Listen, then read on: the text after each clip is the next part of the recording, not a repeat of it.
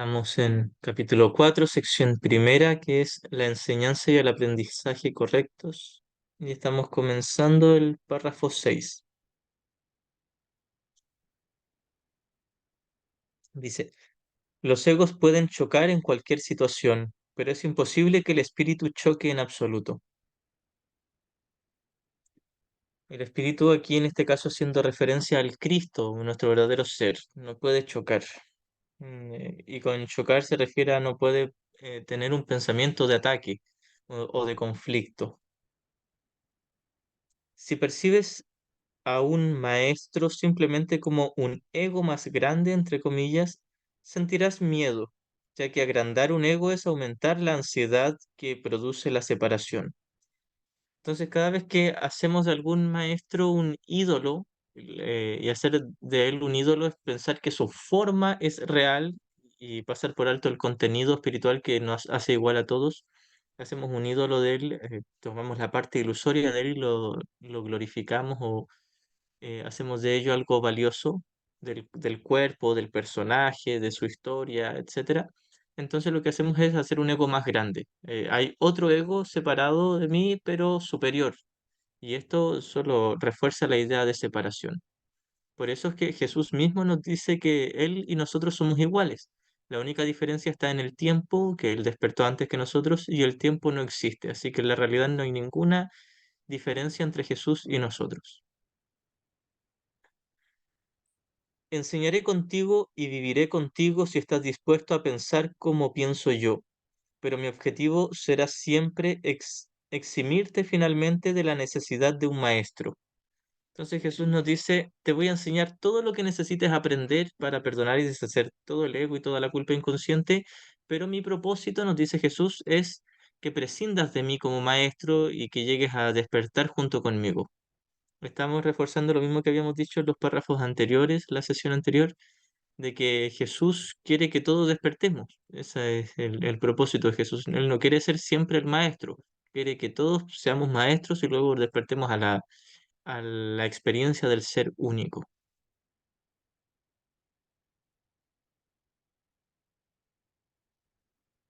Cuando Jesús nos dice que va a enseñar con nosotros y va a vivir con nosotros, estas son metáforas, no se debe tomar como algo literal y no es en el nivel de la forma, solo en el nivel de la mente, del contenido de la mente. Es ahí donde va a enseñar con nosotros. Y que Jesús enseñe con nosotros es nosotros unirnos a Él. Habla de sí mismo como el Espíritu Santo. Cuando uno elige al Espíritu Santo, enseña con el Espíritu Santo o enseña con Jesús, que es lo mismo. Y enseñar con Jesús o con el Espíritu Santo no tiene que ver con la forma, sino con el contenido. Tiene que ver con el contenido de paz en la mente. Si yo estoy en paz en la mente, puedo quedarme callado todo el día sin decir una palabra y estoy enseñando con Jesús. No con mi comportamiento, sino con la paz que hay en mi interior. Ahora, el Espíritu Santo, Jesús, me puede inspirar a tener cierto tipo de conducta, de comportamiento o de palabras que les sean útiles a mis hermanos o que el mensaje traducido a un nivel en que lo puedan entender, pero nos deja claro que el mensaje es siempre el contenido de la paz en la mente.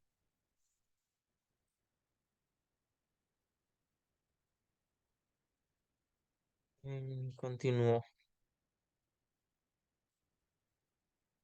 Voy a retomar la línea anterior. Enseñaré contigo y viviré contigo si estás dispuesto a pensar como pienso yo, pero mi objetivo será siempre eximirte finalmente de la necesidad de un maestro.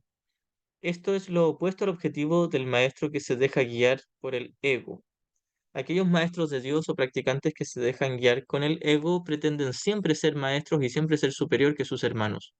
Esto es lo mismo que creo que es la sección quinta del capítulo 9, que es el sanador no sanado, y que este tema también se trata en el anexo psicoterapia.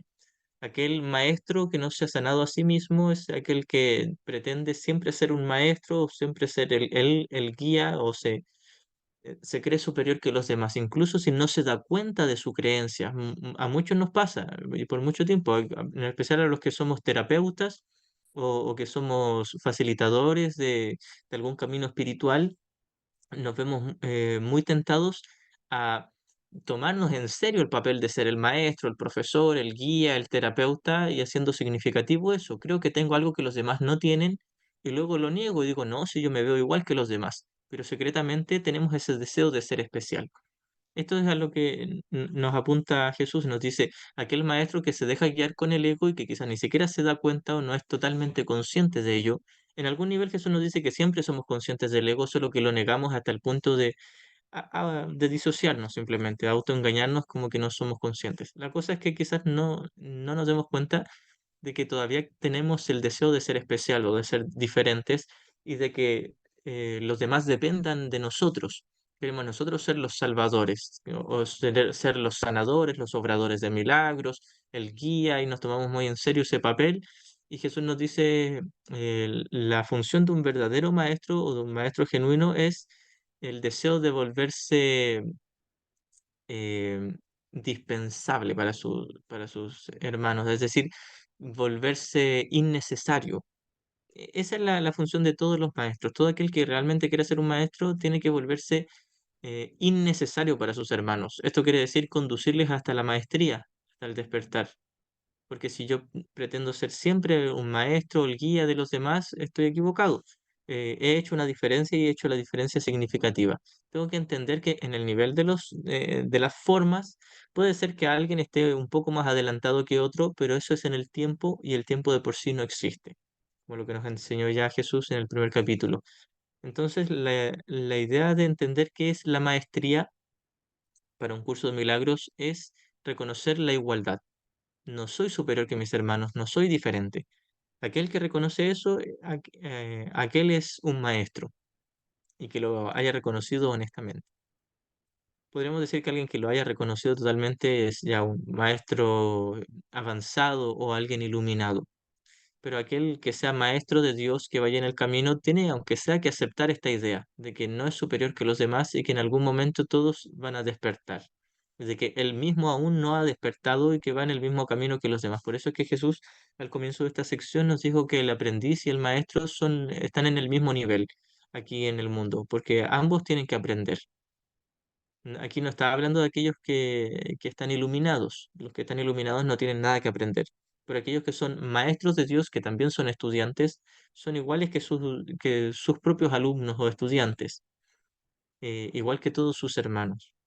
Entonces, cada quien que no haya deshecho por completo el ego está en calidad de estudiante, sea o no guía o maestro, terapeuta en el nivel del mundo, si no ha deshecho todo el ego o toda la culpa inconsciente, están aprendiz como aquellos a los que les está enseñando.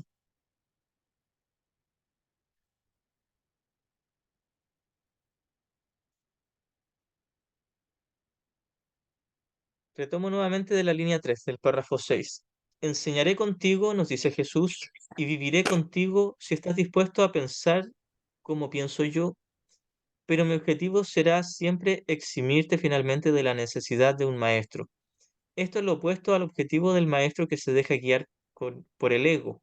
A ese solo le interesa el efecto de su ego, el efecto que su ego pueda tener sobre otros egos, y por consiguiente se sirve de su interacción con ellos como un medio de conservar su propio ego. Hace referencia nuevamente a los maestros no sanados o a los sanadores no sanados, aquellos que creen que realmente tienen algo que los demás no tienen.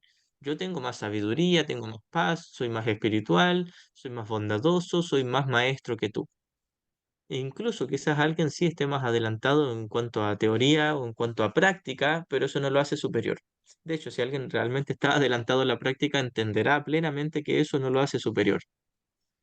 Em, Al comienzo del manual, Jesús nos dice que los maestros de Dios son aquellos que han decidido no ver los intereses de sus hermanos como separados de los propios. Es decir, reconocer que todos aquí tenemos la misma necesidad de deshacer el ego y de despertar.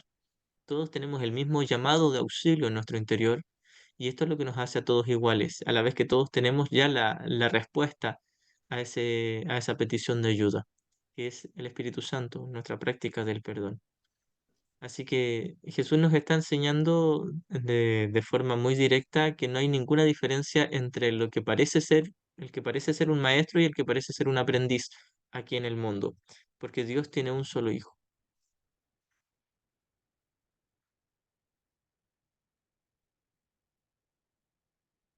A este solo le interesa el efecto que su ego pueda tener sobre otros egos y por consiguiente se sirve de su interacción con ellos como un medio de conservar su propio ego, de autoglorificarse y creerse superior, incluso si no se da cuenta de que eso es lo que está haciendo. Incluso si aparenta mucha humildad y sentido de servicio con los demás, pero si cree que realmente está haciendo algo significativo con ayudar a los demás, está equivocado. Gustavo, ¿quieres hablar? Sí, Charo. Ahorita se me viene en la mente esos movimientos que se están dando de crear grandes grupos de un curso de milagros y hacen, ¿cómo le llaman? No convenciones, pero ahorita se me escapa la palabra que utilizan pues para, yo veo que tratan de agrupar de mucha gente, pues de diferentes lugares.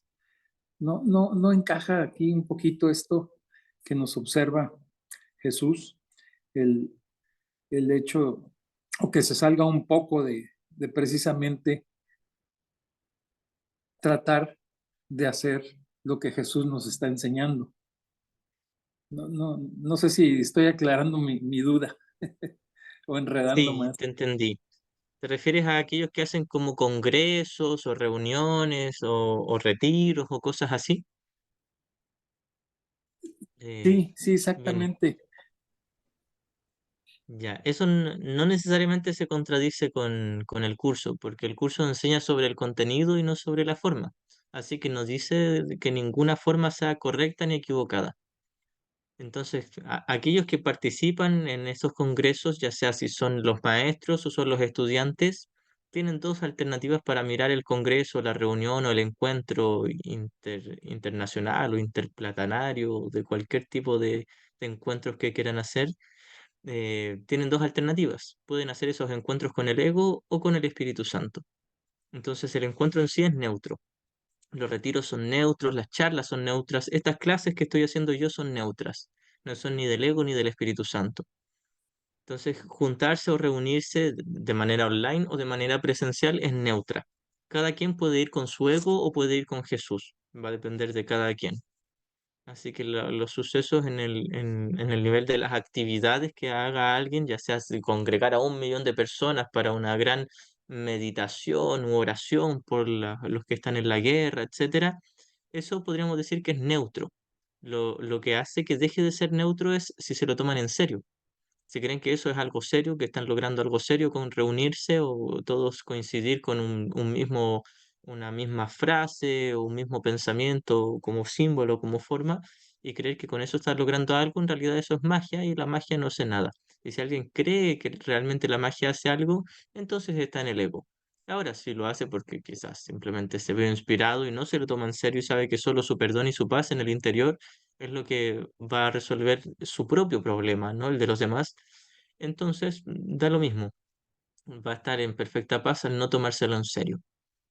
Así que esta es la diferencia. Si yo me lo tomo en serio, me tomo en serio las formas, estoy en el ego. Si reconozco que las formas no hacen nada y que son totalmente neutras y quizás en algún nivel sean el idioma que puedan entender mis hermanos por algún tiempo, y simplemente me vi inspirado a hacerlo, bienvenido, pero la forma sigue siendo neutra. Lo importante es el contenido de paz en la mente. Ahora, en estos ámbitos es muy, pero muy tentador autoengañarse, es decir, fui guiado por el Espíritu Santo y Jesús, o el Espíritu Santo, o Dios mismo me dijo que hiciera esto, y que esto es valioso y es importante. Si yo creo que eso es valioso y es importante, entonces no me lo dijo Jesús, porque Jesús me diría que las formas no son valiosas ni importantes. Si yo creo que el Espíritu Santo me dice que tal actividad en el nivel de la forma es importante y que sí o sí tengo que hacerla, entonces estoy equivocado, estoy escuchando al maestro equivocado. No es Jesús ni es el Espíritu Santo y mucho menos sería Dios. Dios no conoce este mundo.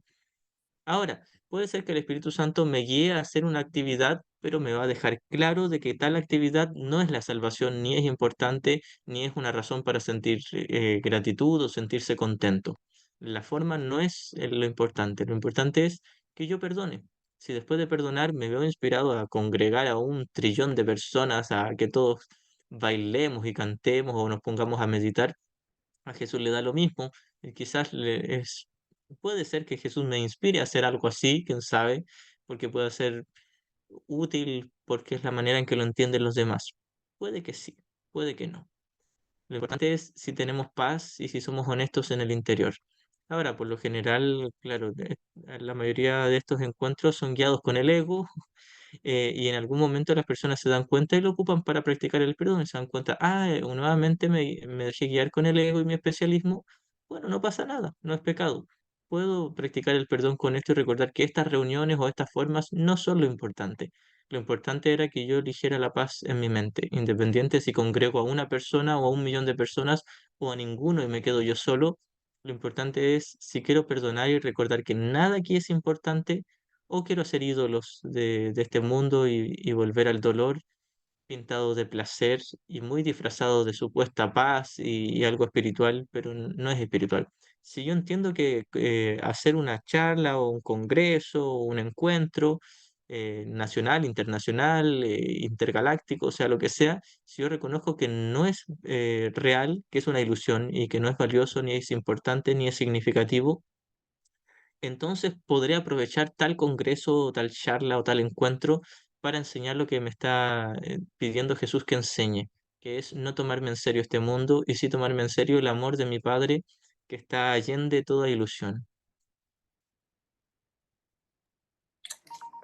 Ah, ahí estoy viendo el punto, para mí, el punto clave, esa confusión siempre que tengo de olvidarme de que estamos hablando de contenido y no de forma. Y en automático siempre jalo a la forma, pues, y veo desde el ego, es, hago esos juicios, pues. Entonces sí, ya me queda un poco más claro. Gracias. Me alegro, pues, gracias también. Y sí, nos sirve también como una oportunidad cuando nos damos cuenta de que quizás todo el mundo está en el especialismo y eso nos altera, aunque sea un poquitito, nos pone un poquitito ansiosos, curiosos, incómodos, o incluso nos da por burlarnos a veces. Podemos reconocer que es una nueva oportunidad para perdonar y que una vez más elegimos el maestro de la proyección en lugar del maestro del milagro y el perdón. Y que no es nada grave, solo lo ocupamos como una nueva oportunidad. Ya, continúo con la lectura.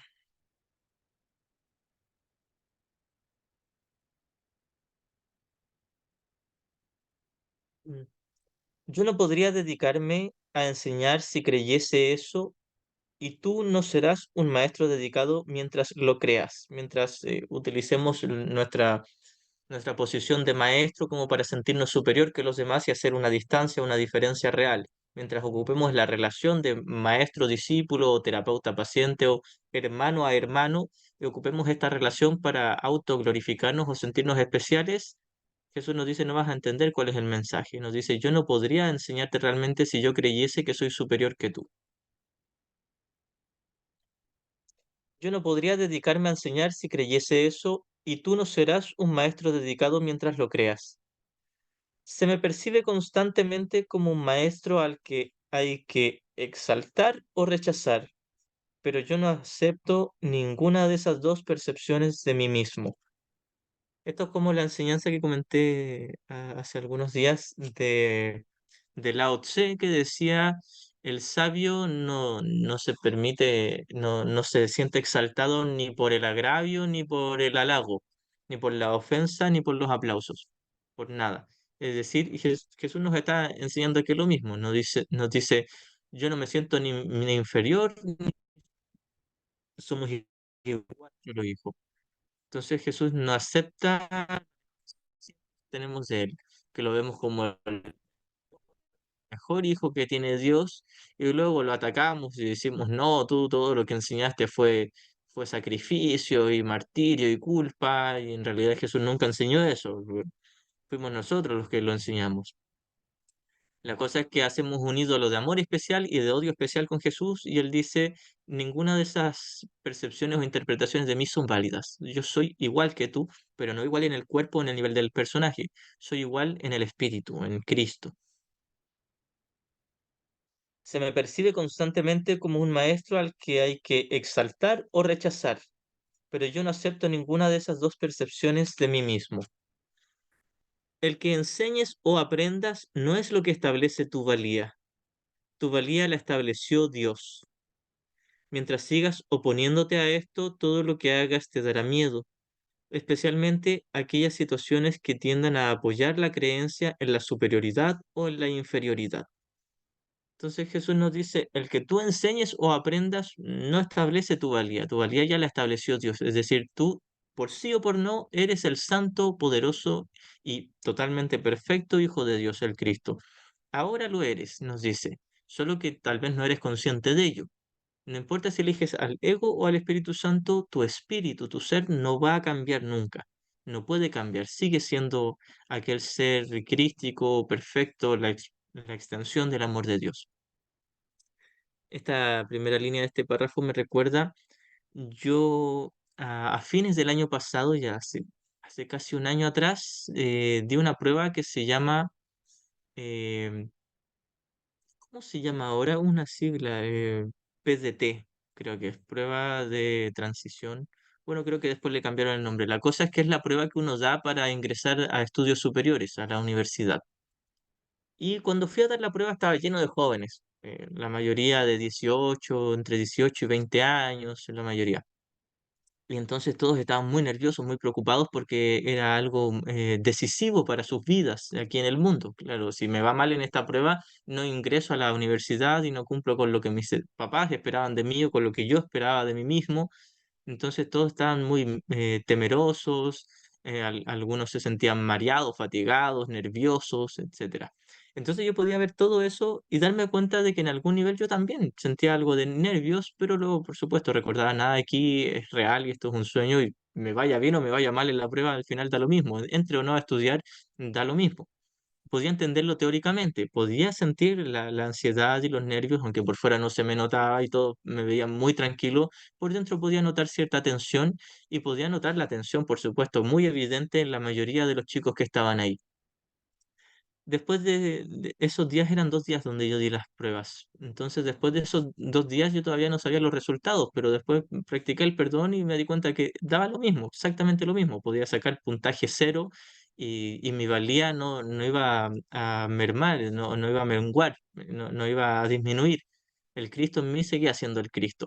Y entonces yo recuerdo que hice algún escrito, un comentario sobre la experiencia que había tenido cuando fui a dar la prueba y veía a todos los chicos ahí. Y cité esta línea que decía, el que enseñes o aprendas no es lo que establece tu valía la estableció Dios. Es decir, el que yo me haya aprendido las materias de lenguaje, de matemática, de historia y que dé una buena prueba o una mala prueba, no es lo que establece mi valía, el valor de mi ser. El valor, la valía de mi ser la estableció Dios desde un comienzo y para siempre. Y decir un comienzo es una metáfora porque la eternidad no tiene un comienzo. Así que en última instancia daba lo mismo. Y también cité una parte de uno de los libros de Gary Renard, no me acuerdo qué libro era, habrá sido La desaparición del universo. La cosa es que Gary decía, ¿qué pasaría si nada aquí importara? Eso sería una herejía para el ego, pero ¿qué pasa si realmente pudieses ser feliz sin importar si te va bien, si te va mal, si te resultan o no las cosas? ¿Qué pasaría si realmente pudieses tener un amor perfecto que no pudiese cambiar por todos tus hermanos, independiente de cómo el mundo te trate o de lo que vaya a pasar? Y luego decía, eso sí sería verdadera espiritualidad. Entonces yo junté estas dos citas, la de esta sección, eh, el que enseñes o aprendas no es lo que establece tu valía la estableció Dios, junto con esa cita de Gary Renard, porque me calzaba mucho el recordar esa cita de Gary Renard, que no la cité textualmente, pero era más o menos la idea, ahora no la cité textualmente, pero esa cita me gustaba mucho, me daba mucho ánimo. ¿Qué pasaría si nada importa aquí en este mundo? Nada. Si me va bien, si me va mal en la prueba que tenía que dar para ingresar a la universidad, si me va bien o mal en la universidad. Como muchos sabrán, yo entré a la universidad y luego me salí, estuve solo un semestre y un poquito más. No importaba al final. ¿Qué importaba si en el comienzo nunca haya entrado? ¿Qué importaba si puedo o no trabajar, si puedo hablar, si puedo caminar, si puedo respirar, si puedo hacer que mi corazón lata o no? Muchas veces uno hace una jerarquía de, ya no importa si entré o no a la universidad mientras tenga salud, o mientras tenga un techo y abrigo y tenga una familia. ¿Y qué pasa si no tengo ni una familia, ni un techo, ni un abrigo? ¿Qué pasaría si ni siquiera tengo un cuerpo que pueda caminar? Si ni siquiera tengo salud física, si ni siquiera tengo un cuerpo físico. ¿Qué pasa si hoy mismo me muero? Si cae un asteroide en mi cabeza. Bueno, destruiría toda la ciudad seguramente si me cae en la cabeza. La cosa es que, ¿qué pasaría si no tengo nada de lo que yo esperaba como mínimo, aunque sea para ser feliz? Jesús nos dice, eso no puede cambiar tu verdadero estado. Tu valía ya la estableció Dios. Tú ya eres perfecto, santo, totalmente invulnerable. O sea que el que te vaya bien o mal en una prueba no determina quién eres tú. El que los demás te traten bien o te traten mal no determina quién eres tú. Y te dice, eso es verdadera espiritualidad. Claro, así decía Gary Renard en la cita, eso sería verdadera espiritualidad. Eso sería realmente comenzar a identificarse con el ser, o por ahora con la mente correcta, que es el Espíritu Santo. Continúa. El que enseñes o aprendas no es lo que establece tu valía. Junto con el, si yo no puedo aprender bien, no importa, sigo siendo el Cristo, tal como si yo no puedo enseñar bien, o si yo enseño bien, o si yo aprendo bien, tampoco establece mi valía. Porque muchas personas creen que por aprender fácil este curso son superiores que los demás. Como ese típico meme de que hay un monje, alguien meditando y como que llega a la iluminación y dice, oh, deshice todo mi ego, soy superior que todos los demás. Por supuesto, es un chiste, es irónico, y a muchas personas nos ha pasado. Creemos que vamos muy avanzados y que somos mejor que los demás. Y esa es la muestra de que no vamos muy avanzados, creer que somos superior que los demás o creer que somos distintos. Mientras sigas oponiéndote a esto, todo lo que hagas te dará miedo, especialmente aquellas situaciones que tiendan a apoyar la creencia en la superioridad o inferioridad. Entonces, mientras siga creyendo que realmente hay una separación y una diferencia entre nosotros y que lo que yo haga aquí o deje de hacer influye en lo que realmente soy, entonces seguiré teniendo miedo y sobre todo de aquellas cosas que yo he juzgado como que puedan afectar mi superioridad o inferioridad, aquellas cosas que determinan lo que yo soy aquí en el mundo, lo que creo que determina lo que yo soy. Por ejemplo, que me vaya bien en los estudios, en el trabajo, con la familia, la pareja, los niños, en la vida social, etcétera. Si yo creo que cualquier cosa aquí, la posición social, cualquier cosa aquí determina realmente quién soy o influye, aunque sea un poquitito, entonces tendré miedo, porque todo aquí influye, entre comillas, todo aquí afecta a mi imagen si me lo tomo en serio. Si hago bien las cosas, me van a juzgar, se va a hablar de mí, etcétera. Si me tomo en serio este mundo, voy a vivir con constante miedo. Y muchas veces se enseña eso. Hay psicólogos, coaches que dicen eso, que no te importe lo que piensen los demás, tú simplemente haz lo que te gusta hacer y hazlo sin importar lo que piensen los demás. Entonces, eso está simplemente reforzando el especialismo. Voy a hacer lo que creo que es bueno aquí y si creo que lo hago bien, voy a ser bueno, pero no me importa si no soy bueno para los demás, voy a ser bueno para mí.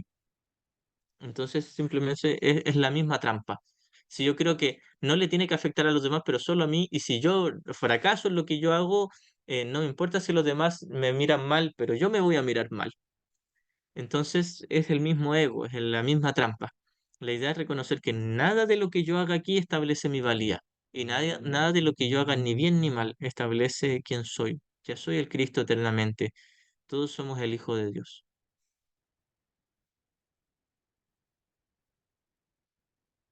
Mm. Los maestros tienen que tener paciencia y repetir las lecciones que enseñan hasta que se aprendan. Debemos recordar que Jesús no está hablando de las formas, sino del contenido. Repetir la enseñanza es practicar y practicar el perdón como contenido en la mente, contenido de paz. Hasta que se aprendan, es decir, hasta transformarme en la manifestación del Espíritu Santo y ser un ejemplo de paz para mis hermanos. Si luego eso se traduce al nivel del mundo como que uno enseña verbalmente sobre un curso de milagros o sobre paz, sobre perdón, sobre amor, etcétera, es añadidura. Lo que nos interesa es qué estamos enseñando en el contenido de la mente. Entonces, por eso Jesús dice que tenemos que enseñar una y otra vez las lecciones, se refiere a nosotros aprender una y otra vez las lecciones, porque esa es la manera en que las enseñamos. Practicar y practicar el milagro, que en realidad es el perdón. Los maestros tienen que tener paciencia y repetir las lecciones que enseñan hasta que se aprendan, es decir, paciencia con sus hermanos y practicar el perdón, eso es enseñarles. Perdonar y perdonar una y otra vez a todos sus hermanos. Yo estoy dispuesto a hacer eso porque no tengo derecho a fijar los límites de tu aprendizaje por ti. Entonces Jesús, aquí podríamos decir que tiene una constante paciencia con nosotros, pero esto es una metáfora, como el tema que estábamos hablando en el chat, en el grupito. Jesús es paciente con nosotros, no en la realidad, porque en la realidad no hay paciencia, ni hay un Jesús, ni hay un nosotros, solo ese es el amor.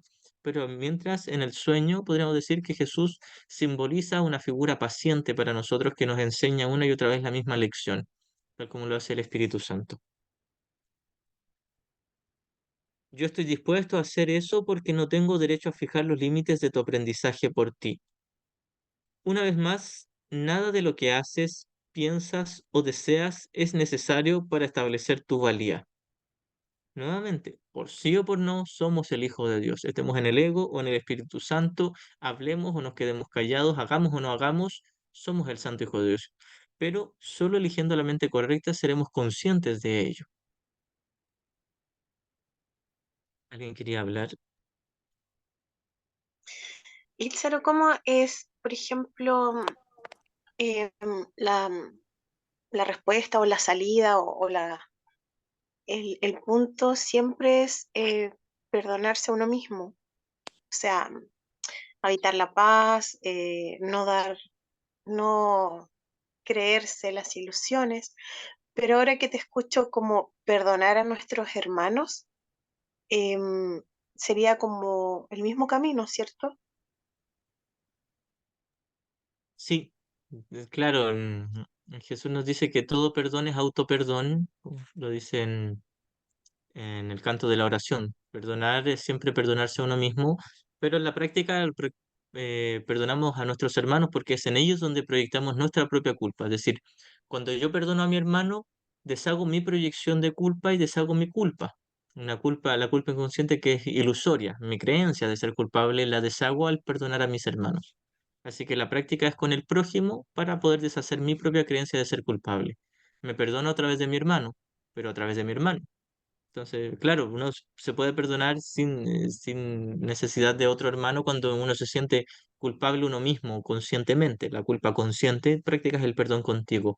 Pero por lo general, la culpa consciente, cuando uno dice, no, si solo yo me siento culpable, solo me ataco a mí mismo, por lo general siempre va a estar proyectada de alguna u otra manera. ¿Por qué? Porque, por ejemplo, si yo creo que tengo un hermano al cual le falté el respeto, lo traicioné o lo humillé, etcétera, y yo digo, no, si yo no lo juzgo, fui yo el que hizo esto y yo me siento culpable, soy yo el que se tiene que perdonar. Pero si yo siento culpa con respecto a mi hermano, quiere decir que le tengo miedo. Y si le tengo miedo, quiere decir que estoy diciendo que es una figura temible. Por lo tanto, lo he visto como separado de mí, como una figura temible, y he proyectado culpa en él. Si creo que es una figura temible, olvidé que es el Santo Hijo de Dios que no puede condenar ni juzgar. Por supuesto, en su ego va a condenar y juzgar, pero el Cristo en él no puede juzgar ni condenar. Entonces he perdido de vista la faz de Cristo en mi hermano y estoy proyectando culpa en él. Por eso es que cada vez que hay culpa, inmediatamente hay resentimiento y odio, hay rechazo. ¿Por qué? Porque el miedo, me siento culpable con respecto a mi hermano, le tengo miedo, ese miedo es rechazo, es un ataque. Cuando deshaga mi culpa, voy a deshacer también la proyección. Si no me perdono, inmediatamente, en la misma milésima de segundo, voy a proyectar sobre con quién me siento culpable. Sea o no consciente de que le estoy odiando y rechazando, le estoy odiando y rechazando si yo me siento culpable. Además, Jesús nos dice, lo que sientas por uno, lo sientes por todos. Si yo siento odio conmigo mismo, o ataque o rechazo, es lo que siento por todos, incluyendo a Jesús, incluyendo a nuestro Padre Celestial. Así que siempre que haya culpa, incluso si uno dice, no, solo yo me tengo que perdonar, siempre conlleva a alguien más en quien estamos proyectando. Elizabeth, ¿quieres hablar? Consulta con respecto de esto de perdonar al hermano que proyectamos la culpa. Aparentemente quizás me confundo al entender que, por ejemplo, em, pasó una situación de estafa, de robo, y me dijeron, tenés que fijarte en qué momento robaste vos algo por lo cual te está volviendo esa situación. Yo me perdí ahí completamente, me quedé en el aire, en el limbo, no sé si, en mi ilusión de limbo.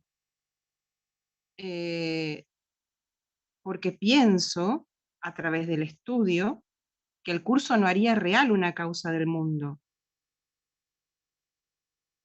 O sea, sí que reconozco el miedo fabricado porque lo fabriqué, o sea, sí. Si identifico un robo es porque le di un significado a determinada acción apartada del Espíritu Santo que dice que eso es robar o que es una estafa. Encima, diferentes grados de robo.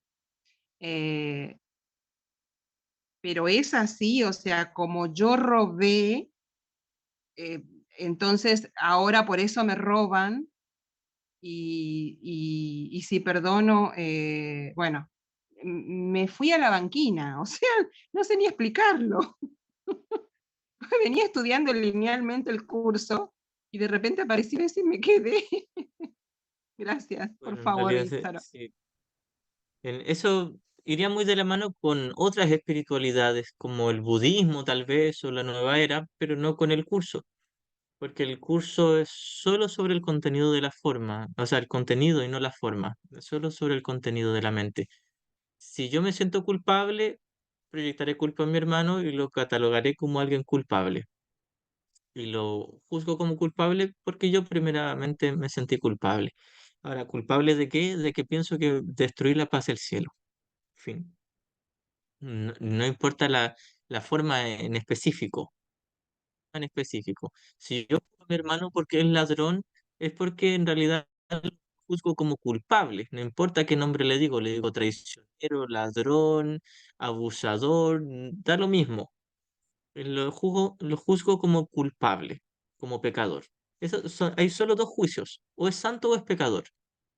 No importa si es ladrón, si es asesino, si es violador, si es abusivo, si es, sea lo que sea, lo juzgo o pecador o santo. No hay otro juicio. Entonces, si yo lo juzgo como pecador, es porque yo creo ser pecador. No necesariamente yo he robado, yo he abusado, yo he golpeado. No necesariamente, o quizás sí, quizás hace 300 años atrás violé y abusé y golpeé y asesiné y todo. ¿Quién sabe? Pero no estamos hablando de las formas, es del contenido de la interpretación. Si juzgo a mi hermano como ladrón y me lo tomo en serio, es porque le estoy otorgando una connotación de algo pecaminoso y creeré que yo soy pecaminoso, incluso si nunca he robado aquí en el mundo. Ahora, todos secretamente creemos que le robamos la vida a Dios para poder existir como un cuerpo aquí. Entonces, el robo nos viene a secretamente recordar el robo que le hicimos a Dios según el juicio del ego. Lo cierto es que nunca le robamos nada a Dios y nunca nos fuimos de su amor, pero podría ser un simbolismo que nos viene a recordar que creemos que le robamos la vida a Dios. Pero la forma no es lo importante es el contenido. Así que cuando yo juzgo a alguien de pecador es porque yo quiero ser pecador y cuando reconozco que alguien es santo es porque he recordado mi santidad, sin importar las formas. Ahora, esto no quiere decir que no pueda ocurrir eso en el mundo de las formas, donde yo robo y después alguien me roba y suele ocurrir eso. Por lo general ocurre así, todos los ladrones en algún momento van a ser robados también. Y quizás no todos, quizás alguien se dedicó toda su vida a robar y quizás nadie jamás le vaya a robar nunca. Quién sabe, no es lo importante. Lo importante es con qué maestro lo quiero mirar. Ahora, en Gracias. cuanto al, igualmente, en cuanto a juzgar a alguien como ladrón, yo puedo juzgar a alguien como ladrón sin condenarlo. ¿Por qué? Porque puede ser un juicio sin condenación. Puedo simplemente reconocer un hecho dentro del mundo. Tal persona robó tal cantidad de dinero. Y es un hecho dentro del mundo. Y puedo hablar de ello y decirlo sin condenación. Si no me lo tomo en serio y sé que es solo un sueño. Y uno puede comentar las noticias que hay en la tele. Tal persona asesinó o violó a tal persona. Y uno puede hablar de eso sin condenación, porque muchas veces uno dice, ah, dije la palabra ladrón, ya estoy juzgando. No, el ego no está en las formas o en las palabras que yo diga, el ego está en condenar. Si yo condeno al ladrón es porque me estoy tomando en serio su robo. Pero si yo reconozco que alguien dentro del mundo es ladrón, y a veces es muy conveniente reconocerlo. Por ejemplo, un ejemplo que daba Ken Wapnick decía, si yo tengo un amigo que es violador y ha sido condenado por violación y ahora anda libre, pero todavía no ha sanado su mente y sigue con la misma conducta, yo jamás le dejaría a mis hijos al cuidado de él. Es un juicio que tenía Ken Wapnick, pero no es un juicio de ataque. Era un juicio de sentido común simplemente. Por supuesto, si yo tengo a alguien que es drogadicto y ladrón y yo tengo varias cosas de valor en mi casa, no es conveniente que yo lo invite, incluso sobre todo si esas pertenencias no son mías, si son de mis padres o de mis hermanos y yo invito a alguien que sé que se los va a robar, no es útil invitarlo a la casa. Quizás en algún nivel alguien se ve inspirado por el Espíritu Santo a invitarlo y que le robe todas las cosas, quién sabe. Pero la idea es reconocer que no por el hecho de que yo hable de un tema de que alguien es ladrón o que es abusador, etcétera, quiere decir que de por sí lo esté juzgando o condenando. Si yo me lo tomo en serio, le estoy juzgando. Pero si yo reconozco que en el nivel de la forma hay ladrones y hay abusadores y hay terroristas y hay etcétera, hay de todo aquí en el mundo, pero no me lo tomo en serio, simplemente reconozco que es un hecho en el sueño, pero no en la realidad, entonces estoy en el Espíritu Santo. Puedo juzgar, entre comillas, catalogar en el mundo sin condenación. Gracias por el alivio, Itzaro, del orden de niveles y porque, bueno, por ahí tengo muy presente el cuento de Robin Hood, ¿no? Que era un ladrón que beneficiaba a los pobres. Es una combinación que hace el ego en el mundo, en las formas, que es imposible, pero aparentemente en el mundo funcionaba. Y parece que todo el mundo le tenía simpatía, ¿no? Se leía mucho Robin Hood. Entonces, bueno, soy viejita. Otro juicio, pero sin condenación. Entonces, por eso miraba eso. Muchas gracias porque realmente se me ordena la estantería. Me alegro, gracias también, pues. Y Charo, y se puede Ujú. decir también el tema de la condenación, o si ha habido un juicio, o del ejemplo que estabas hablando tú ahora, el estado mental tendría que ser, o sea, ¿cuál sería el termómetro de la emoción? En sentir, cuando está con condenación, significa que surgen emociones, eso es, ¿cierto? Sí, así es. Sí. Tengo solo dos alternativas, si no están en Sí, la forma, están solo en el contenido. sí. O estoy en paz Ujú. o no estoy en paz, independiente de lo que uno haga en el nivel de la forma, porque en el nivel de la forma, quizás, por ejemplo, si alguien es juez en un juzgado y le toca condenar en el nivel de la forma a personas, puede hacerlo estando en el Espíritu Santo. Puede hacerlo sin una condenación en el contenido, solo en la forma. Alguien puede condenar en la forma y no en el contenido. Hermanito, incluso un árbitro de fútbol tiene que llevar un partido de juego adelante y penalizar al que corresponde y demás, y puede no estar condenando porque alguien cometió una falta en el juego, ¿no? ¿Puede ser? Exactamente, sí, porque la forma es neutra. Lo importante es qué pensamiento tengo. ¿Estoy en el ego o en el Espíritu Santo?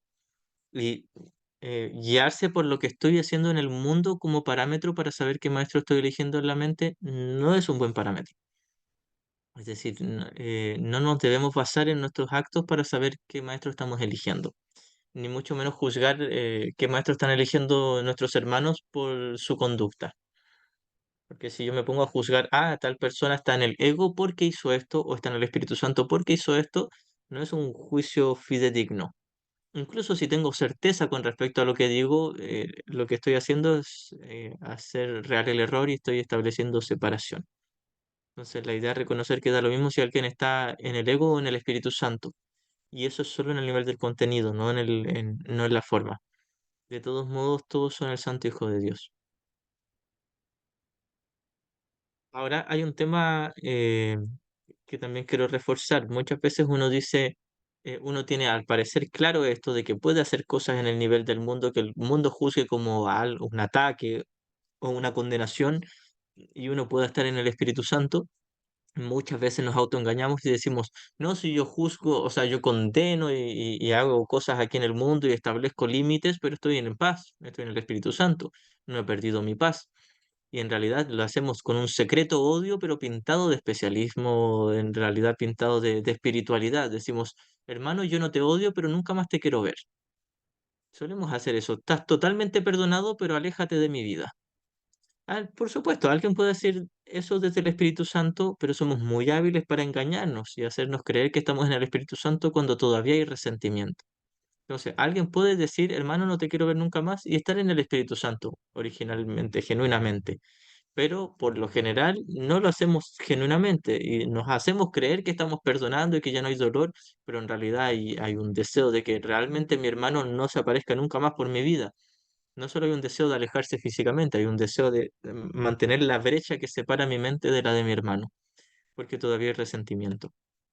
Puede ser que El deseo de alguien matar, deshaga todo, el ¿cierto? deseo de El matar. deseo el deseo de Sí, ya lo he asesinato. visto, por lo mismo te hacía la pregunta, porque pude ver esa parte, no sé mucho, el autoengaño de uno mismo. ¿M? El deseo escondido. Uy, dije, ya lo pude ver. Pero eso es a medida, no sé qué va ocurriendo en la mente, que a medida que uno que, como que va lanzando los dardos hacia el perdón, como que le achunta, digo yo, entregándolo en esa observación, ¿no? Y de repente puedes ver una capa más que no veía, o parecía no ver, porque ya me doy cuenta que era la resistencia. Entonces voy aceptando Y eso, ¿no? así Reconocer y es, no y nos sentirme pasa culpable mucho. por ello. Sí, y eso es muy importante, no sentirse culpable. Nos pasa mucho que decimos, no, si yo tengo totalmente perdonada a esta persona y tengo una relación santa y secretamente todavía hay dolor y resentimiento, pero lo ocultamos muy bien, somos muy hábiles para ocultarlo. Y después cuando comenzamos a ver las capas de dolor y de resentimiento, decimos, pero quizás no es tanto, si yo ya he perdonado bastante. Y en realidad queda un saco lleno de culpa inconsciente y de resentimiento con respecto a una persona. La es simplemente seguir con el camino de la honestidad. De hecho, hay una forma fácil de reconocer cuándo nos queda por perdonar, cuando exaltamos el hecho de que hemos perdonado. Cuando nos jactamos de haber perdonado es porque no hemos perdonado. Esto no quiere decir que todo aquel que hable de que ha perdonado en realidad mantenga resentimiento. Puede ser que alguien al que ha perdonado todo y lo comente y diga, ya lo perdoné todo. Puede ser que en algún momento Jesús diga, lo perdoné todo y realmente lo perdonó todo. Sabemos que Él lo perdonó todo. No es una regla general, pero cuando le otorgamos importancia a que los demás sepan que yo he perdonado, es porque no he perdonado. Cuando invierto mentalmente, digo, quiero que los demás sepan, incluso ni siquiera lo digo, tal vez ni siquiera pienso conscientemente así, pero hay un deseo, una ansiedad. Quiero que los demás sepan que voy bien en mi camino. Quiero que los demás sepan que estoy en paz, que soy feliz, que soy libre. Cuando está esa ansiedad porque los demás sepan, es porque estoy escondiendo mucho odio y mucho asesinato en el interior. Ahora, esto es una oportunidad más para perdonar y darme cuenta, una vez más, elegí al maestro equivocado y no es nada grave. Nuevamente elegí mi especialismo, nuevamente elegí el esconder mucho odio porque me sentía culpable de tener todo ese odio, pero ahora junto con Jesús me doy cuenta de que no es un pecado el odio, es un error y en última instancia es una ilusión. Ni siquiera existe ese odio, pero tengo que mirarlo para poder deshacerlo. Y ahí comenzamos, pasamos una capa que parecía ser muy tensa, cuando pasamos más allá de esa capa de negación y de ocultar todo el problema y el odio, comenzamos un camino de honestidad. El camino de honestidad es donde vemos mucho odio con todas las personas, notamos nuestro odio hacia todas las personas. Y es mucho, muchísimo, una cantidad que nos llega a asustar, nos llega a hacer temblar de tanto odio y deseo de asesinato. Cuando podamos ver eso junto con Jesús tranquilamente, lo vamos a comenzar a deshacer. Mientras tengamos miedo de ver de frente ese odio, lo vamos a seguir ocultando, ocultando el polvo bajo la alfombra y decir, ah, la alfombra está impecable, la alfombra está muy limpia y bella, pero por favor que nadie la levante porque está lleno de odio ahí abajo. Esto es lo que hacemos nosotros y nos autoengañamos por mucho tiempo, creyendo que no hay ninguna mota de polvo debajo de la alfombra pero no nos arriesgamos a levantarla. Decimos, no, si yo ya deshice todo, ¿para qué la vas a levantar, Jesús? Déjala ahí nomás. No profundices en mi mente, si ya perdoné. Entonces, cuando permitimos que Jesús levante la alfombra y nos dice, hermano, hay harto que limpiar aquí, hay muchísimo, hay una montaña de tierra ahí debajo, ahí hay que limpiarla a través del genuino y honesto perdón. Entonces, casi nadie quiere llegar a ese punto. Todos queremos llegar al punto donde, estoy perdonando y va todo bien. No, esta relación ya es santa, ya estamos, nos llevamos súper bien. Y el fin de semana siguiente nos estamos odiando y gritando, pero después decimos, no, y esta es la última vez y ya no nos vamos a volver a gritar. Pasa lo mismo con relación entre mamá e hija. Por ejemplo, mi hermana y mi mamá tienen esa relación de amor-odio. Se llevan muy bien y tienen mucho cariño y al ratito se están gritando y luego se abrazan y se perdonan y luego se gritan una vez más. Jesús nos dice, no confundas una simple tregua con la paz de Dios. Entonces, por lo general, cuando se abuelan y se vuelven amiguis, en realidad están escondiendo el resentimiento que se tienen hasta que la otra persona haga algo que evidentemente no nos gusta y volvemos a proyectar y a vomitar todo el odio encima de la otra persona. Entonces Jesús nos dice, mira, revisa todo el polvo que hay debajo de la alfombra y date cuenta que todo el tiempo estuvo todo ese odio, solo que quizás tú perdonaste y inmediatamente pensaste que lo perdonaste todo. De las 10.000 capas deshiciste 3 capitas y dijiste, ya, hecho, cumplido, un ticket. Está santificada esta relación ya. Ya lo perdoné todo con esta persona. Y en realidad nos queda muchísimo. Todos hemos caído en esa trampa, en ese juego de, no, esta relación con mi expareja ya está santificada, ¿no? Esta relación con mi papá que me abandonó o con mi hijo que no me toma en cuenta, no, yo ya lo perdoné. No necesito perdonar nada más con esta persona. Elizabeth, ¿quieres hablar? Que a raíz de eso que dijiste, de las combinaciones que hace el ego en la forma de lo que no se puede combinar, recordé que en mi infancia eh, presencié una pelea muy fuerte y luego una reconciliación que yo no entendí muy bien, pero escuché esto que ahora me viene a la memoria, de nunca nos reconciliamos tan bien, y que después de adulta entendí que eran las relaciones sexuales, nunca nos reconciliamos tan bien como después de que nos peleamos. Y, y yo le dije a mi mamá, yo era chiquitita, le digo, yo nunca me voy a casar, porque lo único que recordaba era el desastre de la pelea. No podía ver la reconciliación en eso. Me asusté. Claro, y eso es una manera evidente de cómo pasamos reforzando el amor especial y el odio especial y ocupamos el amor especial para ocultar el odio especial. Por eso es que Jesús nos dice, creo que es en capítulo 16, que la relación de amor especial es el gran arma con el que intentamos opacar el odio especial pero sin deshacerlo. Aquí en el chat, Gustavo decía, dime de qué presumes y te diré de qué padeces, decía mi abuelita. Claro, exactamente, cuando presumimos de que ya tenemos las relaciones sanadas, pero en realidad queda mucho por sanar. Ya, nos quedan unos minutitos para continuar la lectura.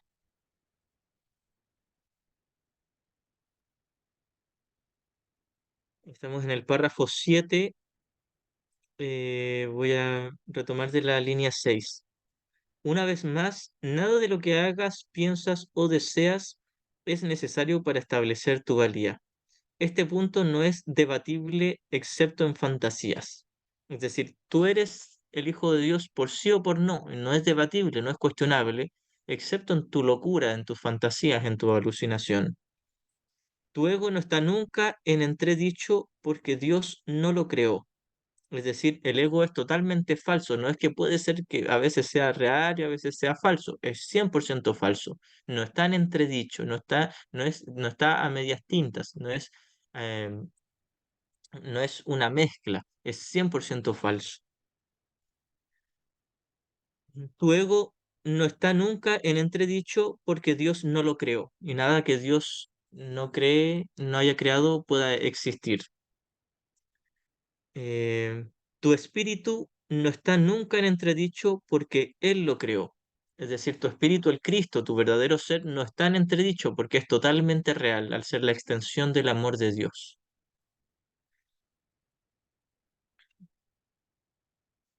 Cualquier confusión al respecto es ilusoria, y mientras esta ilusión perdure, ninguna forma de dedicación es posible. Entonces, mientras combine mi ego y mi espíritu, mi mentalidad errada o mi personaje con mi ser, el Cristo, mientras intente conciliar estos dos y decir, no, soy tanto cuerpo como espíritu, va a seguir esta confusión, este conflicto, y vamos a seguir proyectando culpa sobre los demás, haciendo real la separación, manteniendo una total locura y después vistiéndola de cordura y decir, no, si todo aquí es muy estable y todo aquí funciona y todo va muy bien, y nos tragamos las lágrimas. Jesús nos dice que nuestra dedicación no va a ser estable, no va a ser fidedigna, no se va a mantener mientras no reconozcamos la diferencia entre lo falso y lo verdadero. Mientras crea que soy una combinación entre lo que me dice el ego y lo que me dice el Espíritu Santo, no voy a poder tener una dedicación. Por eso que Jesús en capítulos anteriores nos decía que cuando nos comprometamos firmemente con uno de los dos sistemas de pensamiento, va a acabar el conflicto. Jesús nos dice, si te comprometes 100% con el ego, se acaba el conflicto. Si te comprometes 100% con el Espíritu Santo, se acaba el conflicto. Sin embargo, es imposible un compromiso total con el ego, nos dice. Por lo tanto, mientras estés para allá y para acá, va a seguir habiendo conflicto porque te sentirás todavía atraído por el ego, pero al creer que es real, te sientes culpable y lo ves como un pecado. Y dices, es que yo quiero perdonar y quiero estar en paz, pero sigo sintiéndome atraído por el ego y seguimos alimentando la culpa. Y Jesús nos dice, estás eligiendo al ego y no pasa nada, no eres culpable por elegirlo, pero tú lo estás eligiendo. Es tu elección. Y mientras niegues que es tu elección, vas a ocultar tu atracción por el ego y te vas a seguir condenando por tu atracción por el ego, porque de hecho condenarte es lo que mantiene tu ego intacto. Una dedicación verdadera se refiere a ser honesto con respecto a que solo el Espíritu Santo me dice la verdad, el ego jamás.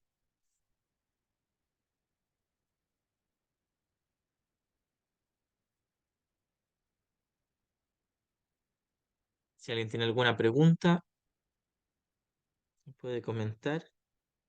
Y si no, vamos a ir cerrando ya la sesión.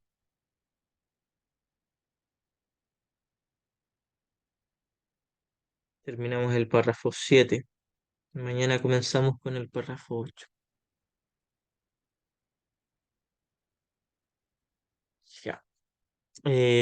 Bueno, antes de terminar, quiero reforzar un poquitito el tema de nuestras defensas, muy hábiles para ocultar el problema. Cuando yo creo que voy muy avanzado y que he perdonado mucho, la idea es ser perspicaz con uno mismo, es cuestionarse. Cuando celebro el hecho de que haya perdonado, que algo está más en paz, por lo general lo confundimos y decimos, con tal persona ya no nos gritamos, ni nos discutimos, ni nos juzgamos, ya no nos atacamos en el nivel de la forma, entonces creemos que ya hemos sanado. Y Jesús nos dice, no confundas una tregua con la paz de Dios. Una tregua es cuando, ay, nos sonreímos y nos saludamos y estamos bien, pero no hemos perdonado genuinamente, estamos escondiendo el odio, el polvo bajo la alfombra, incluso hasta tal punto de negar que está el odio ahí, decimos, no, si de verdad tengo esta relación perdonada, esta relación santa.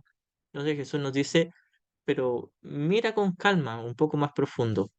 Y de hecho, siempre van a llegar situaciones donde volvamos a proyectar culpa en los demás y, nuevamente hizo esto. Se supone que ya lo había dejado de hacer y lo sigue haciendo.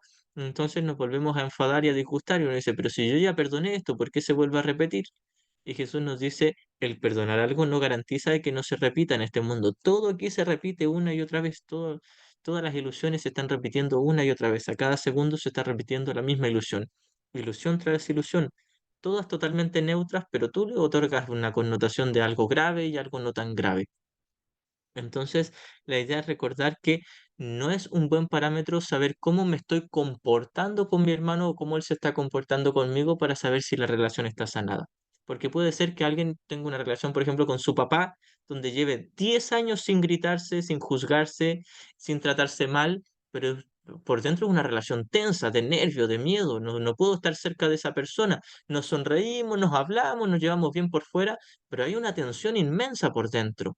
Y esto pasa por lo general también con los hijos, o con la pareja, o con amigos, el jefe, el compañero, sea quien sea. Por lo general tenemos una gran tensión con respecto a todos. Viene un familiar que no lo vemos hace mucho tiempo y nos cae muy bien y le queremos mucho, y estamos sentados al lado de esa persona y nos sentimos nerviosos, ansiosos, una tensión interna, no sé qué decirle, qué hacer para agradarle, etcétera. Y por fuera una conversación liviana, nos llevamos bien, pero por dentro hay gran tensión. La idea es darnos cuenta de que no porque por fuera estén bien, entre comillas, las cosas, quiere decir que por dentro también lo estén. Lo importante no es la forma, sino el contenido. Si puedo estar 10 años sin gritarle a alguien, pero por dentro tengo miedo y ansiedad con respecto a esa persona, no he sanado absolutamente nada. Lo importante no es mi comportamiento, el comportamiento de los demás. Lo importante es la paz original, genuina en la mente, una paz verdadera, no una ansiedad disfrazada de tranquilidad y de paz. Y la idea es darnos cuenta de que mientras sigamos sintiendo miedo, ansiedad, intranquilidad o rechazo por dentro, incluso si no lo expresamos por fuera, mientras se mantenga adentro, primero, no vamos a tener paz y segundo, no estamos ayudándole a nadie. No estamos obrando milagros. Uno cree que está obrando milagros por decir bellas palabras y sonreír y abrazar, pero por dentro hay nervios, hay miedo y ansiedad. Y tercero, que hay que tener muy en cuenta, el tener miedo, ansiedad o incluso odio, rechazo y asesinato, pensamientos de ataque en la mente, no es un pecado. Es un simple error que se puede corregir de inmediato cuando le dejamos de otorgar valor a esa sensación de miedo o de ansiedad. Ya. Si no hay preguntas, hasta aquí esta clase. Muchísimas gracias.